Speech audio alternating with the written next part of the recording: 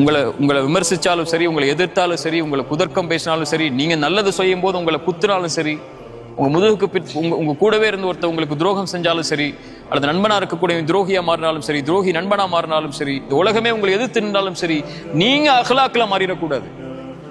யூதன் ரசூலுல்லாஹ்வுடைய சட்டையை பிடிச்ச போது உமர் ரசூலுல்லாஹி ஸல்லல்லாஹு அலைஹி வஸல்லம் தடுத்தாங்க. அவர்கிட்ட சொன்னாங்க, உமரே உன்னிடத்திலிருந்து நான் இதை எதிர்பார்க்கலன்னாங்க.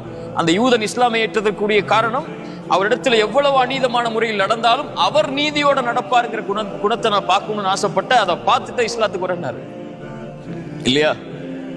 ரசூலுல்லாஹ்வுடைய குணத்தில் அது மிக முக்கியமானது. யார் உங்களிடத்தில் அல்லது நீங்க யார் உங்களுக்கு எதிராக நிற்கும் போதும் அநீதமான முறையிலேயே குணத்துக்கு மாற்றமாவோ இஸ்லாமுடைய முறைக்கு மாற்றமாவோ நடந்தாலும், அது உங்களுடைய மனைவியா இருந்தாலும், உங்க பிள்ளைகளா இருந்தாலும், உங்க எதிரியா இருந்தாலும், உங்க நண்பனா இருந்தாலும், உங்க பெற்றோரா இருந்தாலும், நீங்க எப்படி நடக்கிறீங்கன்னு அல்லாஹ் பார்க்க போறான்.